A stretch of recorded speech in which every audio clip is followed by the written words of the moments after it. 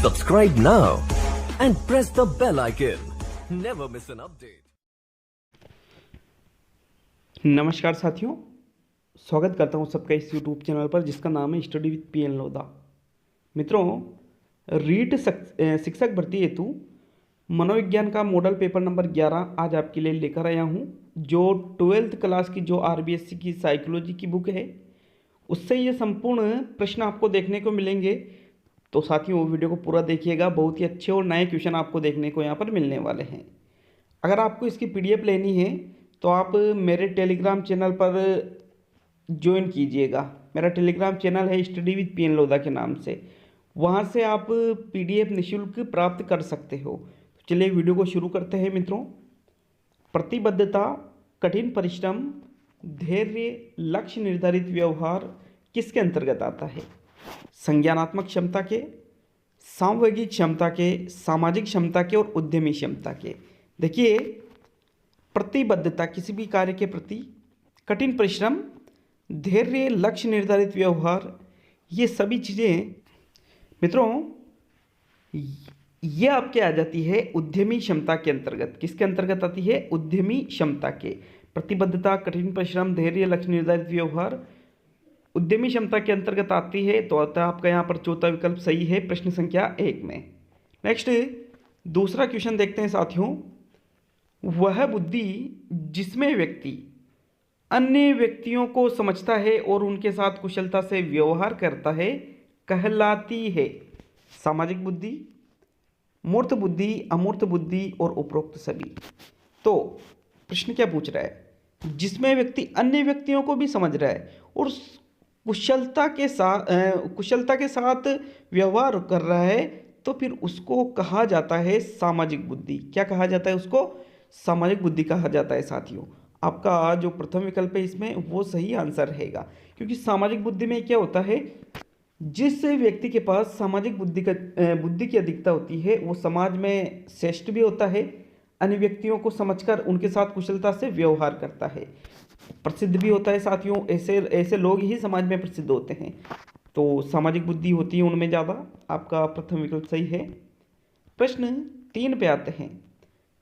अभिसारी चिंतन, और यहाँ अपसारी लिखा था मैंने ना, अपसारी चिंतन गिलफोर्ड के सिद्धांत में किस तत्व में आता है?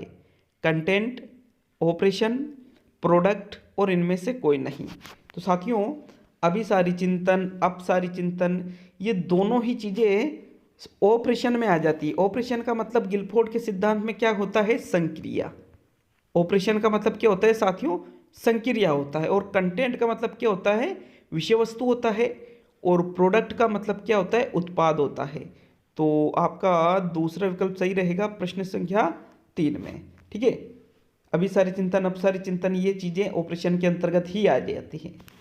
प्रश्न 3 में दूसरा विकल्प सही है। प्रश्न 4 पे आते हैं साथियों। आपका चौथा क्वेश्चन है, केटल के अनुसार कौन सी बुद्धि का निर्धारण वंशानुगत होता है? तरल बुद्धि, ठोस बुद्धि, दोनों और इनमें से कोई नहीं। तो देखिए, केटल ने जो बुद्धि का सिद्धांत दिया है इसमें इन्होंने 2 प्रकार की बुद्धि बताई है, एक तो तरल बुद्धि और एक ठोस बुद्धि। अब प्रश्न ये पूछ रहा है कि केटल ने जो ये दोनों प्रकार की बुद्धि बताई है इसमें कौन से प्रकार की बुद्धि का निर्धारण वंशानुगत होता है?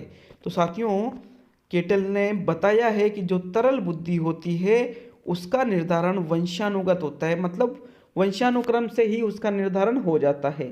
तो प्रथम विकल्प आपका यहाँ पर सही है साथियों प्रश्न संख्या 4 में। प्रश्न 5 पे आते हैं। स्थानिक चित्र को मानसिक रूप से परिवर्तन करने और स्थानिक कल्पना करने की क्षमता कहलाती है लॉजिकल बुद्धि, स्पेटियल बुद्धि, पर्सनल अदर इंटेलिजेंस और म्यूजिकल बुद्धि। तो साथियों देखिए, मैंने थोड़ा सा मतलब नाम चेंज करके दिए हैं, इंग्लिश हिंदी मिक्स कर दिया एक तरह से। तो ऐसे प्रश्न भी आपके सामने आ सकते हैं, क्योंकि एग्जामिनर जब आपको फंसाना चाहेगा तो फिर ऐसे ही ऑप्शन वो देगा आपके सामने। प्रश्न पूछ रहा है आपसे, जो स्थानिक चित्र है उनको मानसिक रूप से परिवर्तन करने और स्थानिक कल्पना करने की क्षमता, इसको स्पेटियल बुद्धि के नाम से जाना जाता है, मतलब स्थानिक बुद्धि के नाम से जाना जाता है। मित्रों दूसरा विकल्प आपका यहाँ पर सही है प्रश्न संख्या 5 में। नेक्स्ट प्रश्न नंबर 6 देखते हैं। सामान्य व्यक्ति की बुद्धि लब्धि होती है 120, 80, 100 और 90। तो मित्रों जो एक सामान्य व्यक्ति होता है उसकी बुद्धि लब्धि 100 होती है। कितनी होती है? 100 होती है। आपका तीसरा विकल्प यहाँ पर सही है। देखिए 120 में तो वो प्रतिभाशाली की तरफ बढ़ता जाता है, 90 में वो पिछड़ा हो जाता है, 80 में वो 80 के वहाँ तक वो 80 के पीछे चला जाता है तो वो मंद में आ जाता है। तो मित्रों आपका यहाँ पर तीसरा विकल्प सही है प्रश्न 6 में। प्रश्न 7 पे आते हैं। किसके अनुसार बुद्धि बिजली के समान है? जेनसन, बिने, स्पीयरमैन और थॉर्नडाइक। मतलब कि भाई बुद्धि बिजली के समान है जिसका मापन आसानी से किया जा सकता है बुद्धि परीक्षणों के द्वारा। ऐसा एक कथन था जो है साथियों जेनसन का। किसका कथन है वो? जेनसन का कथन है। आपका प्रथम विकल्प यहाँ पर सही है प्रश्न संख्या 7 में। नेक्स्ट प्रश्न नंबर 8 देखेंगे मित्रों। आपके प्रश्न नंबर 8 आता है। व्यक्तित्व मापन के कौन से तरीके में अपूर्ण वाक्यों को प्रयोज्य के समक्ष प्रस्तुत किया जाता है? व्यवहारात्मक विश्लेषण में, स्थिति परक परीक्षण में, साक्षात्कार में और वाक्य पूर्ति परीक्षण में। तो देखिए प्रश्न सीधा सा है। अपूर्ण वाक्यों को, प्रयोज्य का मतलब क्या होता है? जिस व्यक्ति के व्यक्तित्व का मापन किया जाता है उसको प्रयोज्य कहते हैं साथियों। तो वो कौन सा परीक्षण है जिसमें अपूर्ण वाक्यों को जो व्यक्ति है जिसका मापन किया जा रहा है व्यक्तित्व का उसके सामने प्रस्तुत किया जाता है? तो साथियों वो परीक्षण होता है वाक्य पूर्ति परीक्षण। क्या कहते हैं उसको? वाक्य पूर्ति परीक्षण। ठीक है, ACT जिसको शॉर्ट में कहा जाता है। जैसे मैं शब्द दे दिया, ये मैं शब्द दे दिया, मैं और फिर उसके बाद में ऐसे वाक्य अधूरा छोड़ दिया, ऐसे वाक्य अधूरा छोड़ दिया, ऐसे बहुत सारे ऐसे वाक्य बन सकते हैं साथियों। तो ये वाक्य पूर्ति परीक्षण में होता है। प्रश्न 9 पे आते हैं। व्यक्तित्व मापन के कौन से परीक्षण में कार्डों में छपे चित्रों को देखकर कहानी लिखने का आदेश दिया जाता है? TAT, रोर्शा ink block test, Eysenck व्यक्तित्व मापन प्रश्नावली और मिनेसोटा परीक्षण। तो मित्रों प्रश्न संख्या 9 का सही आंसर बताइए कि वो कौन सा व्यक्तित्व मापन का परीक्षण है जिसमें कार्डों में जो चित्र छपे होते हैं उसको देख करके कहानी लिखना होता है। तो वो होता है साथियों कथानक संप्रत्य परीक्षण, जिसको शॉर्ट में TAT के नाम से जाना जाता है। इसमें जो कार्ड होते हैं उनमें जो चित्र छपे होते हैं उसके आधार पर कहानी लिखने का आदेश दिया जाता है। आपका प्रथम विकल्प प्रश्न संख्या 9 में सही आंसर है साथियों। नेक्स्ट प्रश्न नंबर 10 पे आते हैं। आपके 10वां क्वेश्चन है। मानसिक दुर्बलता में व्यक्ति की बुद्धि होती है 70 से अधिक, 70 से कम, 20 से नीचे, 50 से नीचे। तो साथियों जो मानसिक दुर्बलता वाला व्यक्ति होता है उसकी बुद्धि लब्धि की अगर बात करें तो वो होती है 70 से कम। कितनी होती है? 70 से कम होती है, 70 से अधिक नहीं होती है, 20 से नीचे, 50 से नीचे भी नहीं, 70 से नीचे होती है साथियों। तो आपका दूसरा विकल्प यहाँ पर सही माना जाता है प्रश्न 10 में। प्रश्न 11 पे आते हैं मित्रों। मनोगत्यात्मक चिकित्सा के प्रतिपादक हैं कार्ल रोजर्स, वाटसन, फ्रायड और ओल्फ। मनोगत्यात्मक चिकित्सा के प्रतिपादक किसको कहा जाता है? सिगमंड फ्रायड को। किसको कहा जाता है? सिगमंड फ्रायड को ही मनोगत्यात्मक चिकित्सा का प्रतिपादक माना जाता है साथियों। तो आपका तीसरा विकल्प यहाँ सही है 11वें क्वेश्चन में। कमेंट करके जरूर जाए मित्रों, कितने क्वेश्चन आपके सही होते हैं वो भी जरूर बता कर जाए और आपको टेस्ट पेपर कैसा लगा। प्रश्न 12 पे आते हैं। स्वप्नों के अध्ययन के आधार पर मानसिक विकृति की पहचान किस विधि में की जाती है? व्यवहारात्मक चिकित्सा, मनोविश्लेषणात्मक चिकित्सा, व्यक्ति केंद्रित चिकित्सा और संज्ञानात्मक चिकित्सा। तो मित्रों स्वप्नों के अध्ययन के आधार पर तो सीधा सा मतलब है अचेतन की यहाँ पर बात हो चुकी है। तो अचेतन पर ध्यान तो मनोविश्लेषणवाद ने ही दिया है, इसलिए आपका दूसरा विकल्प सही है। इसमें ही स्वप्नों का अध्ययन किया जाता है जिसके आधार पर मानसिक विकृति की पहचान की जाती है कि भाई इस व्यक्ति को कौन सी विकृति है। विकल्प नंबर 2 आपका सही है साथियों प्रश्न 12 में।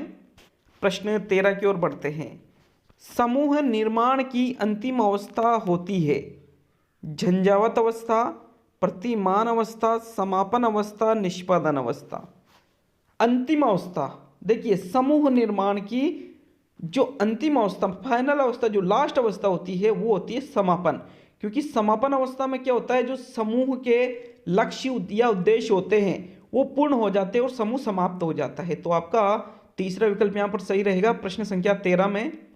नेक्स्ट देखते हैं प्रश्न नंबर 14 को। मित्रों आपका प्रश्न 14 आता है, मनोविज्ञान की रुचि है मानव के स्वभाव को जानने में, मौसम के बारे में जानने में, संस्कृति को जानने में और समाज को जानने में।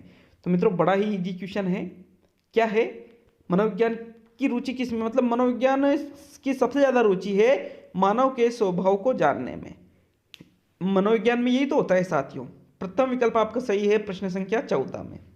और आज का अंतिम और 15वां क्वेश्चन देखेंगे, लेकिन वीडियो अच्छा लगता हो तो लाइक शेयर करना नहीं भूले साथियों। रीट की भर्ती पर जल्द ही एक न्यूज आई है, तो उस पर वीडियो आ रहा है। आपके मन में जो जो बातें चल रही है, बहुत सारे सवालों के जवाब आपको वहां मिल जाएंगे। प्रश्न 15 है, कौशल को कैसे अर्जित किया जाता है? आनुवांशिकता से, प्रशिक्षण एवं अनुभव से, साक्षात्कार से और परामर्श से।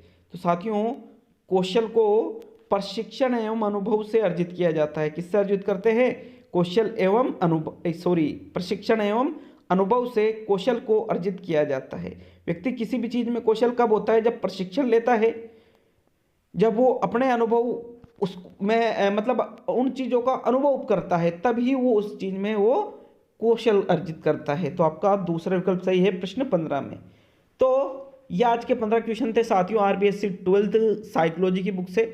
जरूर बताकर जाए वीडियो कैसा लगा। अच्छा लगता है तो लाइक शेयर करना नहीं भूले साथियों। बहुत बहुत धन्यवाद।